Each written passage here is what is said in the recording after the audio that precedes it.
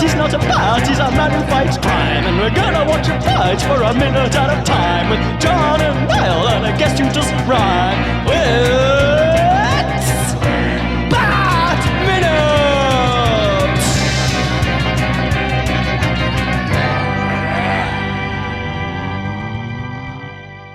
Hello, and welcome once again to Bat Minute Forever, the podcast where we look at every bizarre, demented, unethical minute of Joel Schumacher's 1995 Batman Forever, 1 minute at a time. I am one of the hosts, Niall McGowan.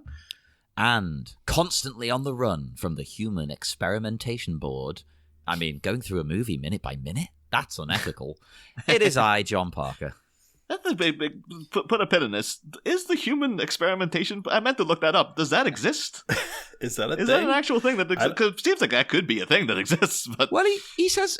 We're going to get there. He says, I'm reporting you to the FCC, the Human Experimentation Board. Isn't the FCC the Federal Communications Commission? Yes. Well, I guess because television's involved, maybe? Yeah, that doesn't make sense. No, but what the fuck? Well, let's put a pin in it. I'll introduce the guests. Of course, we're once again joined by Dave Pallas and Sean German from Groundhog Minute, 5 Minutes of Mystery, Next Scene podcast. You guys are introduced. Let's get into this minute.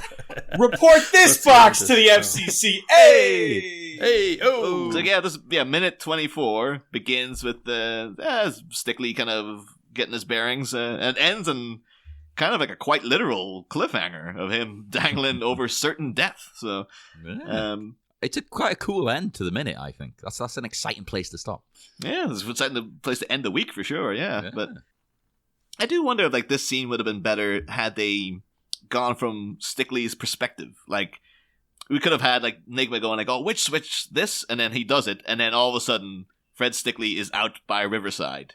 It just cuts to him what the hell's going on? And then he's seeing the fisherman's in front of him, and he's like, holy crap, I'm inside the show and stuff. And then then cuts back to Nigma modulating things and going okay, more power and stuff. Yeah. And then you could be within, and that'd be a cheap, effective way of doing it. You wouldn't have to do the 3D guy coming out of the TV. It could have been just Ed Begley Jr. just watching the TV and then cutting to him standing in a field somewhere or standing by a lake. Just been that'd be great. Oh my God. And I actually think Nigma should have worked on it with someone who turns out to then become Scarecrow. Yeah, it could be. Yeah. There's really something that it's like a bare bones 7-Eleven simple gag of old men like fishing. That's it. Yeah. That's the entire joke. Old men like They fishing. do. And it's just something you could do something about the fishing. You could does it is the fishing show just what's on TV because we're late night? Is it fishing because it's something that he thinks about? Is it something, is it coincidentally that he likes fishing? Is it something from that's what he loves to do when he's not thinking about managing the business at Wayne Enterprises? Oh, wait, that'd be good, right? If what they see is kind of from their own mind, their psyche is projected. Yes. Because then it would have extreme ethical implications, because things you're thinking about and fantasizing about would be out there. John, think about it. I'm yelling from the other side of the room, though. Think about it when we're in the third act, or whatever, at the end of the second act. Think about this. When they get Val Kilmer into the room, and people are like, ooh, what's Bruce Wayne thinking about? And it's heavy imaging of his parents just being murdered over and over again, because he doesn't think about Batman. That's not Bruce Wayne doesn't think about Batman. Batman's how he copes with the fact that he's always thinking about his parents being murdered. Yeah. Yep. He's not thinking about it bad. It's not like we're going to learn the secret of him being Batman. We're going to learn that your playboy of your billionaire is still thinking about the fact that he cannot cope with his parents being gunned down in front of him. We have all those shots, those nightmare shots of him, in early in Act 2, I remember, in this film. So it's that would have been just so much that, just watching people go ooh, what's he thinking about? Ooh, what model do you think he was sleeping with? What are we going to see? And they just watch and just just a snuff film pretty much over and over again. That would be great. That would be a great amazing. scene. Yeah. have Gossip Gertie there taking notes, just like, oh, what do my readers hear about this and stuff? Yeah. But again, what does that do to Bruce Wayne's public image? Then of just like, would he have to spin it? He's just like, yes, I like to put on the facade of a carefree playboy, but I'm actually deeply, deeply psychologically troubled by my parents' death some 25 odd years ago. He'd somehow say it was faked to get to him. Well, the thing is, though, because, you know, we mentioned in previous episodes, like, I don't think that Val Kilmer's Bruce Wayne comes across as like a free-swinging playboy. Like, I still don't really understand why Edward Nygma in the finished movie, like, there's excuses for it in the novelization, but like, because Bruce Wayne doesn't seem like charming George Clooney-ish kind of guy in this. He seems like a very straight-laced kind of guy. So I don't understand like why he's, unless he's literally hired people to go out, write all these things about me to make people think that I am this person when I am very definitely not. Either he's done that, or I stick with what I said a week or two ago, where I think Nygma may have photoshopped those magazines himself. Interesting. But that's how I always saw it. I see is that this Val Kilmer's portrayal is a very Patrick Bateman thing, where he's just like hiding stuff, and you just have this blank canvas face that people are putting on. They're putting on Wayne what they want Wayne to be, and he's not. And because of him, he knows him and Alfred have talked about this. He's not going to say no. I'm not the playboy you want me to. He's like, he goes, yes, I was out. It was very fun. I was with models. And people go, oh, great to hear that, Bruce. They're just like. Because they just hear what they want to hear, and then they move on, and he gets the cover, and he gets to keep the image up. He's not gonna be contrarian to that. But then, it's like you put him in the Nygma booth, you put the box on him, and then people are just watching, just slow. They're just watching Zack. They're watching essentially like Zack Snyder jerk off. They're just watching slow motion, pearls exploding, gunshots. Jeffrey Dean Morgan like screaming, and they're just watching it slow motion over and over again. I do actually. Like one of that could have been like an American Psycho thing where like they actually have someone at like major events going up to Bruce Wayne, but like, oh, Edward Nygma, oh, I really enjoy your box creation. And he's like, I'm not Edward Nygma. Oh, of course you are. Like, and just doing the full on. Are you Paul Allen? No, I'm not Paul Allen. Like, all that kind of stuff. Like they could have been. We'll get into those minutes when we get to them. But like the Nygma doppelganging Bruce Wayne thing also feels like an idea that they just didn't develop as much as they should have. Like, it feels like there's an interesting route there, but there's like one scene where they make that comparison and then kind of abandon it pretty much. And like Jim Carrey's he's doing shtick with it. He's trying to sell the whole point, like, oh, he takes off the glasses, and then as soon as Bruce Wayne puts his glasses back on, he has to put his glasses back on and stuff. And again, interesting route there. Not developed in the finished film, but something in the finished film that I absolutely adore, though. There's a great line here. We've had one good line pretty much every episode.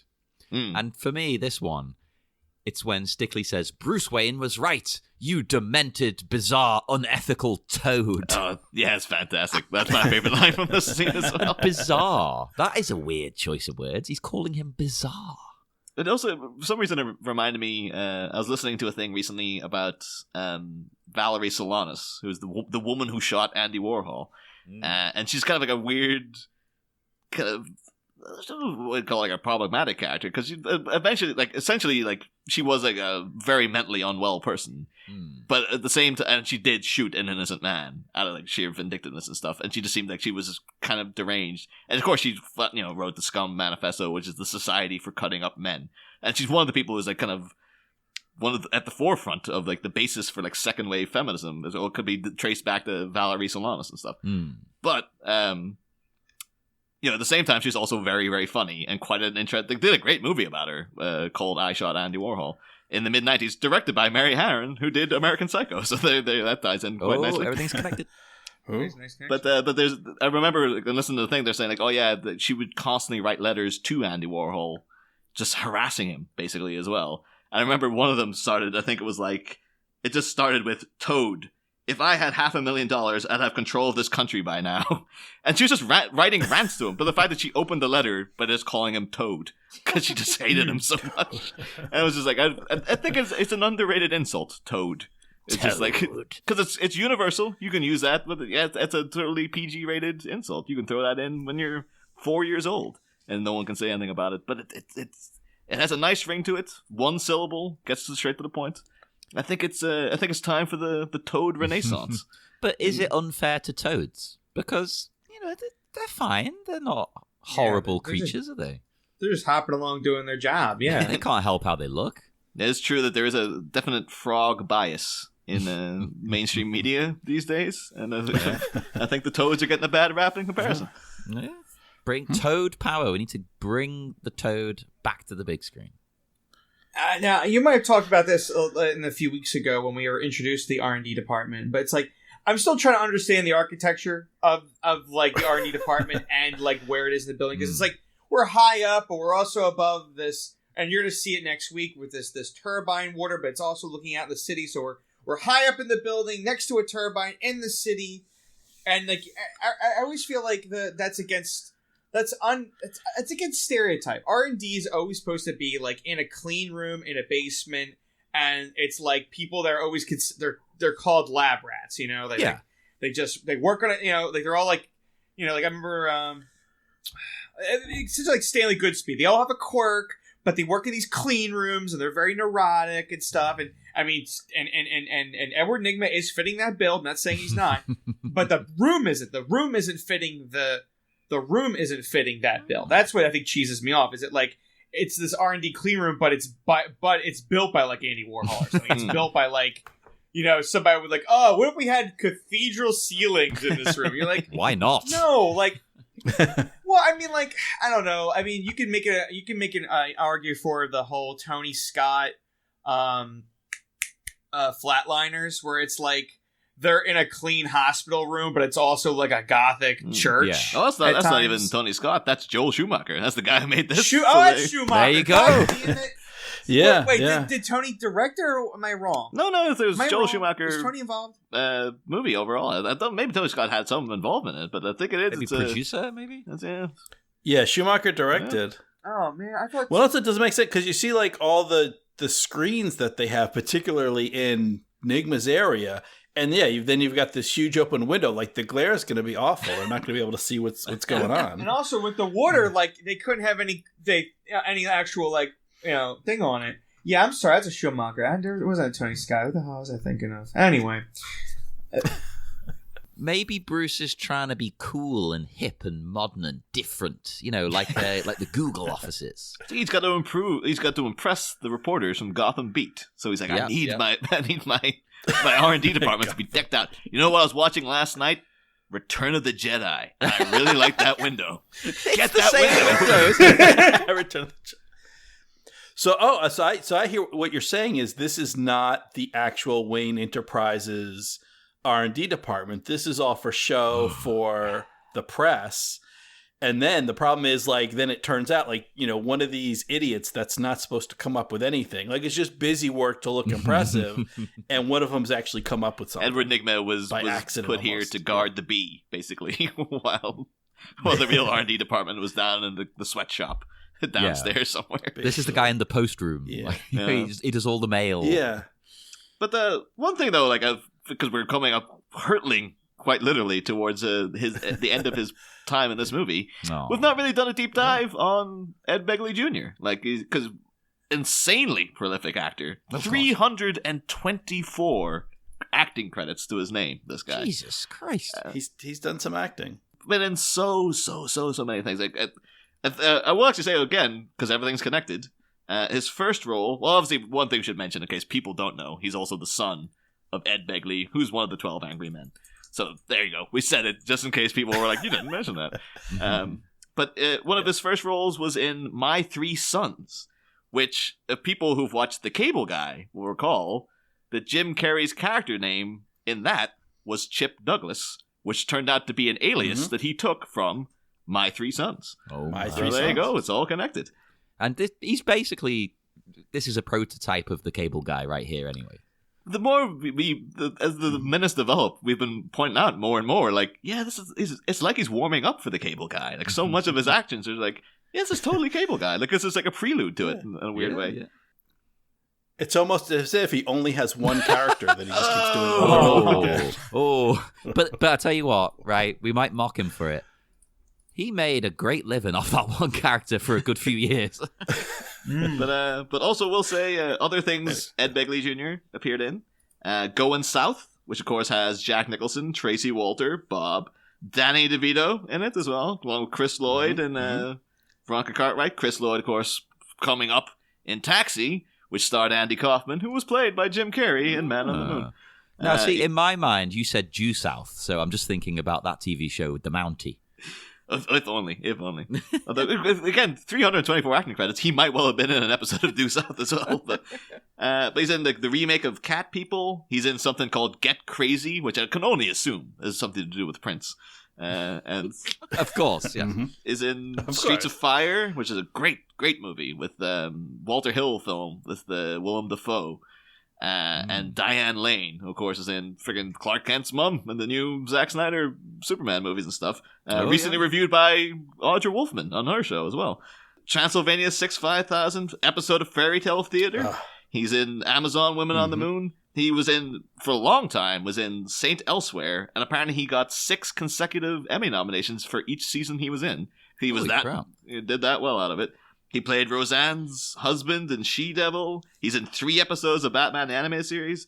He's in Renaissance Man with Danny DeVito. He's in Santa with Muscles with Hulk Hogan. He's in Get Over It with Cisco. He played Aaron's dad on The Office. Cisco. He played he was in the One Funny Joke from that Ghostbusters remake they did a couple of years back.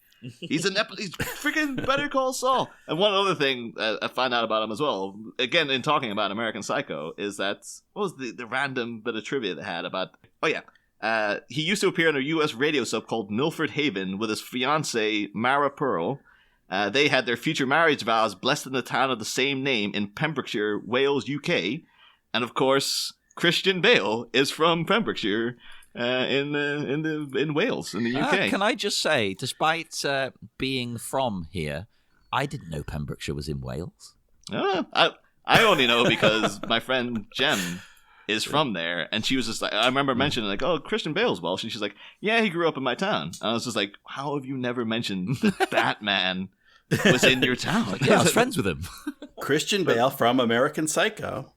It's all gonna. And I can't believe you run down all those great things from Ed Begley Jr.'s resume, and you miss from 1984, perhaps the highlight of all his many roles. He did an episode of The Love Boat where he played a character, Al Bundy. Really? He was Alan Bundy on The Love Boat in 1984. It's the same character. Yeah, same character. Like another thing, of course, Sean, you definitely will know. 1984, he played John Stumpy Pepys, a great big blonde geek with glasses. Yeah. The original drummer of Spinal Tap was Ed Begley Jr. I really, really wish, after Nigma fakes his death, they mentioned like, Fred Stickley died in like a bizarre gardening accident. Apparently. Like later on in the movie, like Bruce Wayne's like, that bizarre gardening accident was obviously a digital forgery. And storms off the set. Oh, that would have been great. Yeah.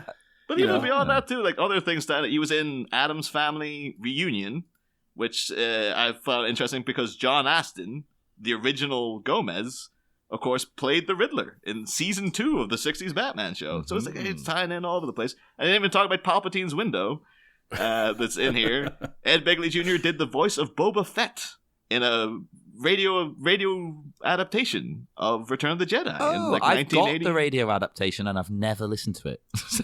I had a little leaf through because you get it on YouTube. I was like, I'll see if I can find him in it. And it's one of those things like, I can't imagine actually sitting through an entire radio adaptation. But they do add in a scene of like Boba Fett coming down to taunt Han Solo in his cell in Jabba's palace. Jabba the Hutt is played by Ed Asner, which I thought was hilarious as well. Hey, that's genius casting. Isn't Yoda in the second one played by like John Lithgow or something? Yeah, and Return of the Jedi as well. Of course, John Lithgow and Ed Begley Jr. would star together in an episode of Third Rock from the Sun. You can't get rid of this guy. He is literally like, why is it 6 degrees of Kevin Bacon? Clearly, it should be 6 degrees of Ed Begley Jr. Next week's guest on the podcast is Ed Begley Jr. Apparently, he can't say no to things, so you never know. He might freaking show up. If we ask him, is he alive? He's alive, right? I also like as well, apparently him and Bill Nye are in a running competition to leave the smallest carbon footprint, because apparently, Ed Begley is a massive environmentalist. But apparently it's like an active competition between those two people of when they die, who left the smallest carbon footprint. That's hilariously weird. What the hell? But yeah, so we didn't really, we mentioned him a little bit in previous minutes, but like, yeah, that is the insanely illustrious career of Ed Begley Jr. I was most intrigued with Saint. What was that hospital one? Saint Elsewhere. Saint Elsewhere. Yeah. Because that sounds like such a big show over there. Like you said, he got nominated for loads of awards. Yeah, but it never once crossed over here, as far as I'm aware. I think it actually was on, but it was on like Channel 4 at about 5 a.m. Yeah, no one will have watched it. Like if it was proper on. Graveyard shift, just like. No one cares. Like, they just put it in. Again, yeah, you're completely right. Like, yeah, it seems to be a huge show in America. It's like, that's not going to pass over in the UK. We don't want your sexy Ed Begley Jr. doctors. We've got our own crappy hospital shows. Yeah, we got Casualty. Yeah, and Holby City. Why would we need an additional medical show? I know you're going to talk about this later in another minute. But, I was just thinking about that when you were saying how Edward Nygma is going to doctor the footage of the security feed for when he throws himself out the building. And I was just thinking about that. I was like, that's clearly another skill that Edward Nygma has. And I was thinking it's like they're using like Riddler in the DC comics seems to be a real catch-all, and it's kind of like he could almost be like a DC Comics Mysterio if they needed him to be for Batman. Where it's because it's like they're like, riddles. Riddles are dumb. They're such parlor jokes. And then the 90s, it's like he's using VR, and then it's like, what is it now? It's like Riddler probably would be using, would probably be close to Mysterio, where he is probably using like all like more of like illusions and making you question reality or something. That would be cool. I remember so long though as well. It seemed like Mysterio would never work in a movie because the character's too goofy. And then they managed to follow up Endgame, which is just like, you can't follow Endgame. How are you going to do that? And then we're using Mysterio as a Spider-Man villain. You're like, get out of here. And then watching it, particularly during like the big mind like Mysterio sequence midway through, and I was in the cinema like, this is one of the greatest things I have ever seen in my life. Holy crap! It's insane how they pulled this off. He's the best villain. He's the best one. No, not only an amazing job they did in that film. Can't sing its praises highly enough. Yeah, between Edward Nygma's like brain teasers and Scarecrow's fear toxin, you really could you could do some kind of. They would be a good pairing. They would definitely be a good pairing on like messing with Batman's mind. Why aren't they a team? Why is Two-Face in this film? I feel like they would both. Like they're both like of almost doctor scientist. It's very like they're almost like game recognized game. Like they both know you're intelligent. Yes, you're intelligent too. And then and Batman thinks he's intelligent. Well, we are going to break him. And they're like, yes, like that would be that would be a dream team comic. And maybe if it hasn't already been done, hopefully that will be done in some issue down the line. I haven't heard of them doing it, but I mean. You could, as you say, they're both scientists and things. You could have Scarecrow. He could be working here as well, and they both get they feel screwed over by the company. And that's how they start off on their nefarious plan. Yeah. I do hope, because again, no offense to Cillian Murphy or Chris Nolan, but that Nolan versus Scarecrow is weak sauce. Like it's kind of It started off okay. Yeah. Because he was getting back up from Ra's al Ghul, but on his own he had no real strength. Yeah. No. Like in Batman Begins, he was getting funding from Ra's al Ghul and the League of Shadows because they were like, oh, good, a fear toxin. That's a great way to destroy Gotham. But like after that, he would like day thugs in Dark Knight Rises or Dark Knight, and then in Dark Knight Rises, like, what if he was a judge? Yeah, and you're like, this movie's already nonsensical. Yeah. You're like, I've already sat through like 6 months of watching a man with a broken back like try to climb a tower. It felt like 6 months. And I already can see Niall when he was reading the blogs way back like last year when they were all like Mysterio actually, in this movie, Mysterio is from another alternate dimension. He's got to work with Spider-Man. I could see Niall already doing that Jake Gyllenhaal, that head shake gif from Source Code. Because that was it. You're just like, nah, he's not. I remember, I felt really bad, actually, because I remember putting up a meme, like reposting a meme from, in the Spider-Man Minute Listener Society, and it was like that meme template of like Peter Parker coming in to Liz Allen's house, and then like Michael Keaton like glaring him down and stuff, and it was just like Spider-Man Far From Home, and then Michael Keaton was like, everyone who knows Mysterio is just going to be the villain. I remember putting that up there. It's like, of course we all know Mysterio's going to be the villain, right?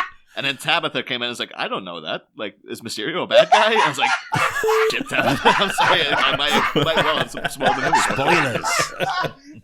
I actually do have a friend as well who came out of it, and she was like, oh, it was amazing. I didn't see it coming that he was going to be the bad guy. I was like, really? All right. Well, I guess it worked for some people then. Yeah, exactly. Like, that's all I felt. Like, just that Jake Gyllenhaal Source Code gif where he's just like, yeah. Maybe just because we know. Maybe to people who don't know the characters, it is a surprise. Yeah. I guess so. But oh well. We'll say though, within this minute, as I do love the interaction here between these two, as you know, Enigma faking his and like overacting like his. Oh, that annoys me. Really? But I love it. Like, it's irritating but hilarious. Think about it this way. He's doing this, and he's already contemplated murder. Yeah. Like, just think of that. Now it's creepier now. Yeah. It's not like he's like, what should I do with him? He already decided, I'm going to do this TV thing. You're giving me lip.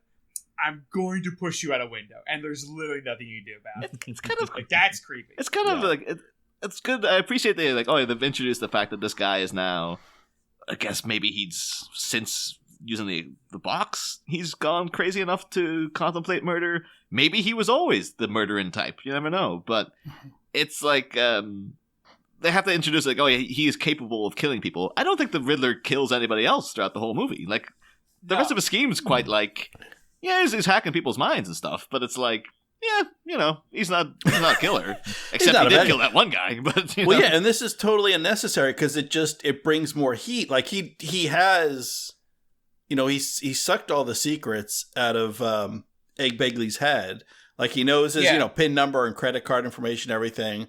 So he doesn't need the job for the money. Like, okay, you're going to fire me. You think my work is useless. I'm going to take my, my headgear and go home. Like, he doesn't need the job.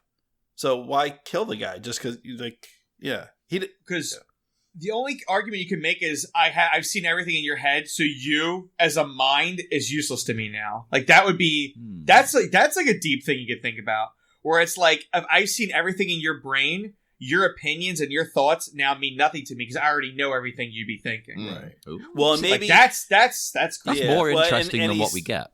And and he's seen too much. Maybe that's it, because we talked about how this doesn't seem to really have any after effect for the victim. Like, I guess he remembers, Stickley. Like, he remembers, Enigma's got this thing, and he sucked out all my brain stuff, and he made me go fishing. And, like, you can't have him. No!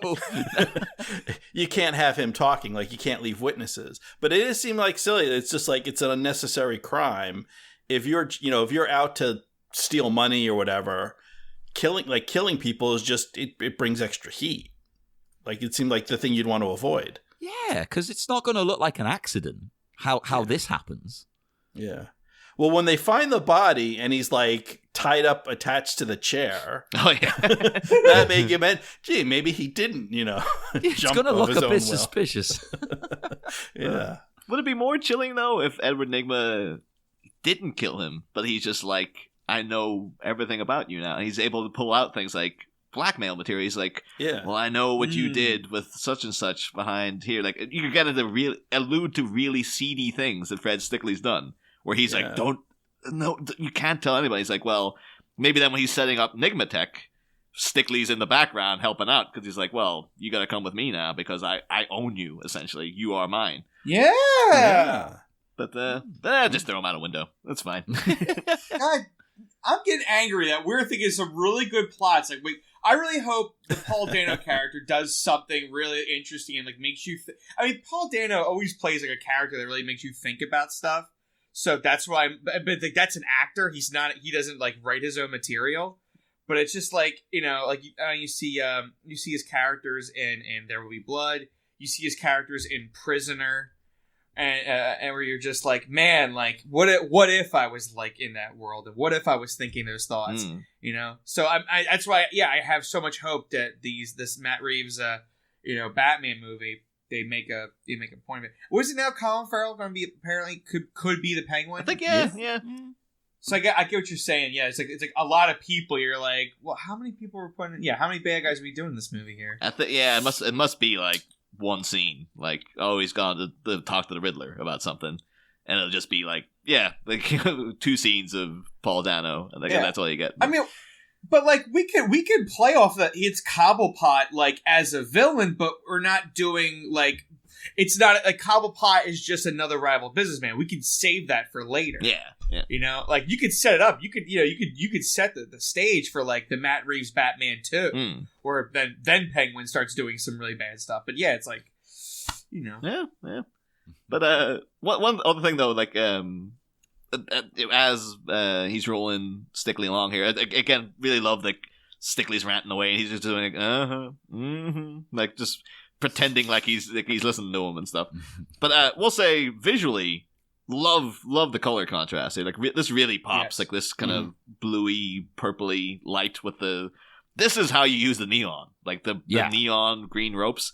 Not the crazy level of neon that comes later. Is a bit like maybe dial it back a bit. This is great. But I love that in its own way. But yeah, everything in this scene looks great. Like the set as well, the props, everything, the colors, the lighting. Mm-hmm. Great. Yeah, it was really interesting because it was like the last 2 minutes were very green. When the machine was on, there was like the green lightning and everything was green. And even like the rope that Stickley's tied to the chair, that's green. And then now that he's out, like the green is over, and then Nigma drags him over into the purple. Yeah. Yeah. Into the purple. Into the purple.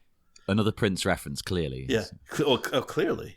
Although I was also kind of like talking about other pop acts because when he's saying like I'll report you to the FCC, the Human Experimentation Board, the AMI, whoever they are.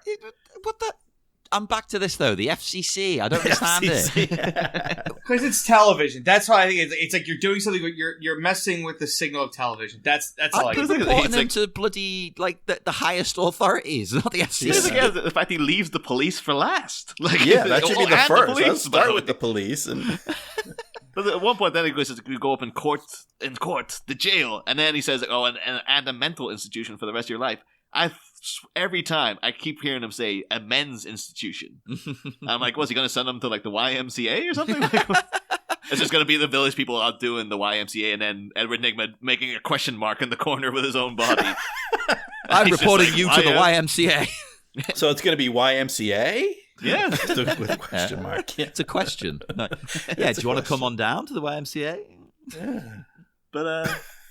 But yeah, of course, then he sets him hurtling off towards certain doom. Stickley does collide with the window, but he's stuck.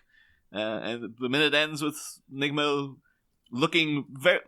We'll get into this next week, but like, are they trying to indicate that he's like had a feeling of regret or something? I think so. It seems genuine. Like, I don't think he expected to be feeling what he's feeling. Like, oh my God, no, actually, this is too much.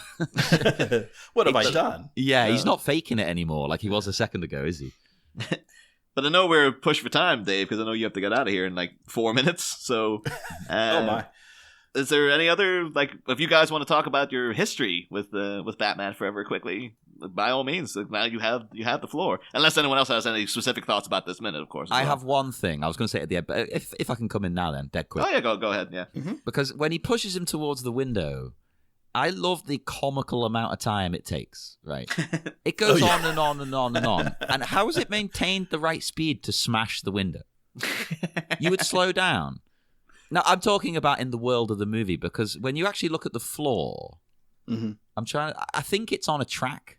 If you look at the ground, I think they've got the prop on like a runner thing. So not in the filmmaking sense, but in the world of the movie. How the hell is he going fast enough still after that? Is he like just grease the wheels of this rolling chair? He was planning it all along. It's been like constant reports to HR about the fact that, like, yeah, people in swivel chairs keep rolling towards the window really violently. Why is this room slanted towards the giant window? This is...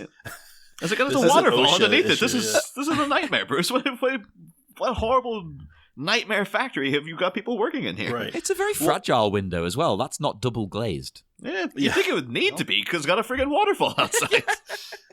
Yeah, because most, like, so if you tried this, like if you work in a modern day high rise with a big window and you tried this, you would just bounce off. Like those windows are very hard to break for this very reason, because you don't want to end up hanging out. Well, maybe they were considering this, and they're like, oh, well, people will assume that window couldn't possibly break. Maybe they'll think Edward Nygma thought it wouldn't break, and maybe he was just planning to blackmail him or something, and then he was just doing this as a threat. And it turns like, oh no, the window broke. I didn't realize. But nah, this is premeditated murder at this point already. So yes. But yeah. I don't know if you have time, Dave. If you want to quickly shoot out some thoughts about Batman Forever. I was watching some other clips in between our little things, and I mean, you're gonna talk about it later. I just think like there's some parts in this movie I think like really and we discussed it. Could really be something interesting, and then there's things I see that make me angry because I'm like, it's so childish, and it's right at the end of minute 84 after he kisses Nicole Kidman as Batman, he turns around and makes the worst eating grin possible. I go, God damn it! I hate you did that because it's as if I brought my thesis of like why you can make Batman Forever and like Val Kilmer's performance really good, and then Joel Schumacher just throws like this index card across the table, being like. With that, like, and I just there's a Polaroid. There's a Polaroid across the table. I look at it, and it's just that grin. I go, God damn it! Why'd you do this, Joel? Like that's how I felt. I'm just like clipping through, like, oh yeah, like what happened in this scene? I'm like skipping through it, and yeah, Nicole Kidman, yeah, she's looking great. Oh, they make out. Oh, yeah, cool. Turns around, grin. Ah, damn it! Like I can't force my lips to make that smile. So. I'll give Val Kilmer credit on like manipulating his mouth to do that, but it's just so. Had to get in Jim Carrey in the cowl for that scene. It's like no one can actually do the appropriate rubber faced smile. Like, oh, Jim Carrey can. The king of rubber face. So I guess that's my thoughts. That's my thoughts in a nutshell. Where it's like interesting points here, and then Joel Schumacher's like. Yeah, but I put this shot in. I go, why did you do that? Sean, do you have any parting blows you want to deliver? No, to? I can't top that, so I'll just let it go. Yeah. So yes, we will. Oh, sorry. Yeah. Well, no, I was just gonna say, like, coach, you guys will get you next season. It can only get better from here, I guess. Things can only get better. Yeah. And we will depart into the dark, dark night. Would you like to tell everyone where they can find you one last time online, both of you? Yes. Sure. Yeah. So Sean and I, we wrapped up on Groundhog Minute. If you want to discuss the Bill Murray Groundhog Day movie, I work on 5 Minutes of Mystery, which is a podcast that covers the 1999 superhero comedy ensemble Mystery Men, which was the movie that came after the Batman phase kind of died off in its 90s phase, and they didn't know what to do. So if you want to think about like what was comic book movies like around in 99, check that out. Hell yeah. Yeah, I also did a great Egg Begley Jr. movie, This is Spinal Tap. I covered 1 minute at a time with Heidi Bennett, and that's at spinaltapminute.com. I've got my new podcast, The Next Scene, at nextscenepod.com, and you can find all my stuff at catandsean.org. Yeah, check that out, everybody, and come and speak to us on Facebook at the Batminute Listeners Cave. Check out our website, thebatminute.com, and check out Patreon and TeePublic as well. Yeah, just go have a look at that. We will go, but first I'm going to toss a coin to decide whether our guests get to survive and come back, or they are brutally murdered by being shoved out of a window or having their brain sucked out. Oh, no. Yes, I know. So do you want heads or tails for survival? For survival, I'll take the heads. Heads, okay. I'm just gonna. You're both together. You're a package. So let's. Yep, that's fine. All right, Let's toss. All or nothing, baby. Dun, dun, dun. What did you pick again? Heads, John. Well, I'm sorry to break it to you, but it's tails. What? So, Niall, drag them away. Throw them. Luckily, this entire hallway has a very slight curve as it goes along. So you hurtle towards that window even faster than you'd think. Yes, put in a smashing sound effect. That's picking up speed. I think you'll find all sound effects I put in are smashing, John. Oh, they're smashing, they are. And we'll see you again next week, everybody, on Bat Minute Forever. Next time, don't go chasing waterfalls. Gotham's most persistent and prickly punk drops Stickly into the ultimate slam dunk. But while his perturbed project manager plummets to certain doom, how will Eddie permutate perceptions and transform the transgressions that occurred in the room? Find out next week. Same Bat Pod, different Bat Minute. Ba-da-da, ba-da-da-da-da-da-da-da-da-da.